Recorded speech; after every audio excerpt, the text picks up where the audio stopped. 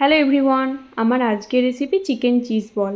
এটা ইভিনিংয়ে স্ন্যাক্সে চা বা কফির সাথে খেতে দুর্দান্ত লাগে। তো চলো আমি কিভাবে বানাচ্ছি সেটাই তোমাদের সাথে শেয়ার করে নিচ্ছি। আমি এখানে 250 গ্রাম বোনলেস চিকেন নিয়েছি। এটাকে আমি মিক্সিং গ্রাইন্ডারে ভালোভাবে মিক্সড করে নিয়েছি। এরপর আমি এটাকে একটা বোলের মধ্যে নিয়ে নিচ্ছি।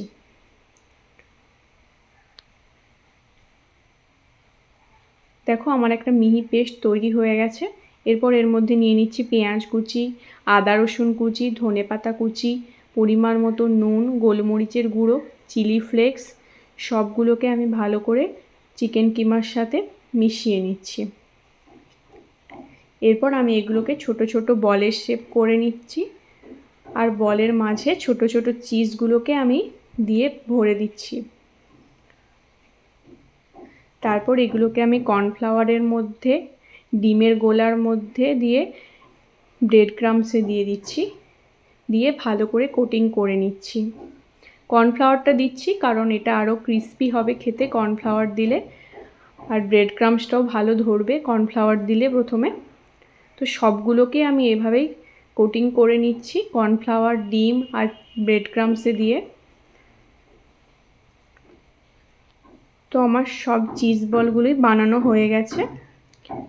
এরপর কড়াই দিয়েছি সাদা তেল। তেলটা গরম হতেই আমি চিজ বলগুলো একটা একটা করে সবগুলো দিয়ে দিচ্ছি। গ্যাসের ফ্লেমটাকে একদম মিডিয়ামে রেখে আমি এগুলোকে ভাজবো, কারণ হাই হিটে এটা ভাজতে গেলে চিকেনটা ভালো করে কুক হবে না ভেতরটা, আর চিজটাও খুব তাড়াতাড়ি গলে যাবে।